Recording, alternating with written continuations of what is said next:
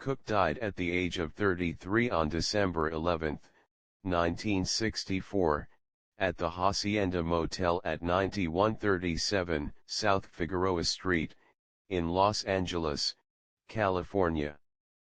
Answering separate reports of a shooting and of a kidnapping at the motel, police found Cooke's body, clad only in a sports jacket and shoes but no shirt, pants or underwear.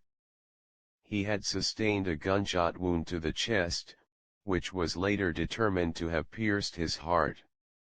The motel's manager, Bertha Franklin, said she had shot Cooke in self-defense after he broke into her office residence and attacked her. Her account was immediately questioned and disputed by friends and acquaintances. The official police record states that Franklin fatally shot Cooke, who had checked in earlier that evening. Franklin claimed that Cooke had broken into the manager's office apartment in a rage, wearing nothing but a shoe and a sports coat, demanding to know the whereabouts of a woman who had accompanied him to the hotel. Franklin said the woman was not in the office and that she told Cooke this, but the enraged Cooke did not believe her and violently grabbed her, demanding again to know the woman's whereabouts. According to Franklin, she grappled with Cooke, the two of them fell to the floor, and she then got up and ran to retrieve her gun. She said she then fired at Cooke in self-defense because she feared for her life. Cooke was struck once in the torso and, according to Franklin, he exclaimed, "Lady, you shot me," before mounting a last charge at her. She said she beat him over his head with a broomstick before he finally fell, mortally wounded by the gunshot.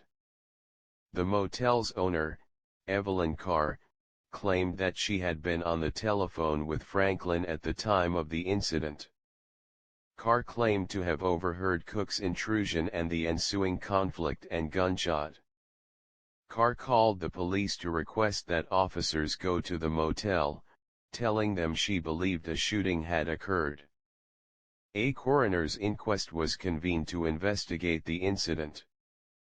The woman who had accompanied Cooke to the motel was identified as Elisa Boyer, who had also called the police that night shortly before Carr had. Boyer had called the police from a telephone booth near the motel, telling them she had just escaped being kidnapped. Boyer told the police that she had first met Cooke earlier that night and had spent the evening in his company. She claimed that after they left a local nightclub together, she had repeatedly requested that he take her home, but he instead took her against her will to the Hacienda Motel. She claimed that once in one of the motel's rooms, Cooke physically forced her onto the bed, and that she was certain he was going to rape her.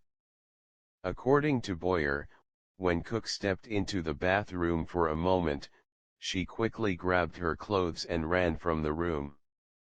She claimed that in her haste, she had also scooped up most of Cooke's clothing by mistake.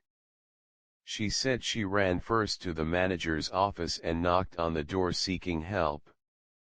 However, she said that the manager took too long in responding, so, fearing Cooke would soon be coming after her, she fled from the motel before the manager ever opened the door.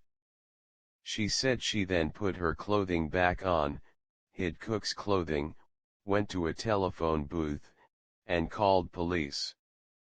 Boyer's story is the only account of what happened between her and Cooke that night.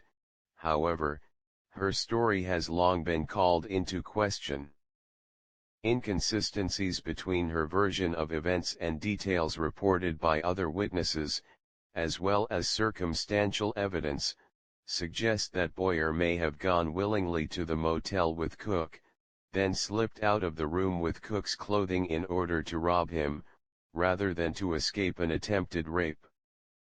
However, questions about Boyer's role were beyond the scope of the inquest, the purpose of which was only to establish the circumstances of Franklin's role in the shooting.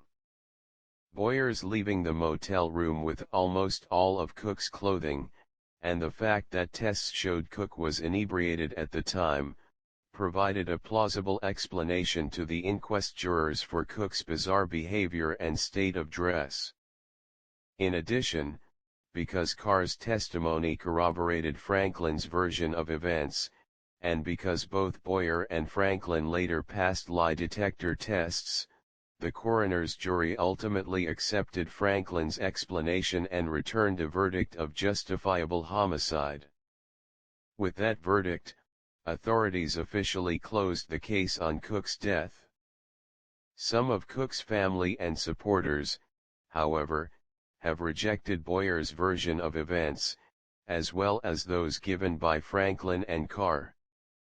They believe there was a conspiracy to murder Cooke, and that the murder took place in some manner entirely different from the three official accounts.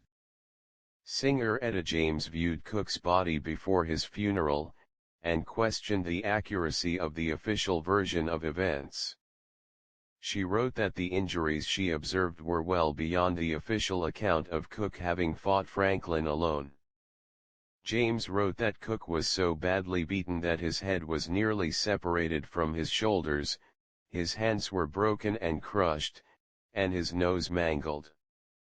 No concrete evidence supporting a criminal conspiracy has been presented to date. The first funeral service for Cooke was held on December 18, 1964 in Chicago at A.R. Leake Funeral Home, where 200,000 fans had lined up for more than 4 city blocks to view his body. Afterward, his body was flown back to Los Angeles for a second service at the Mount Sinai Baptist Church on December 19, which included a much-heralded performance of The Angels Keep Watching Over Me by Ray Charles, who stood in for grief-stricken Bessie Griffin. Cooke was interred in the Garden of Honor at Forest Lawn Memorial Park Cemetery in Glendale, California.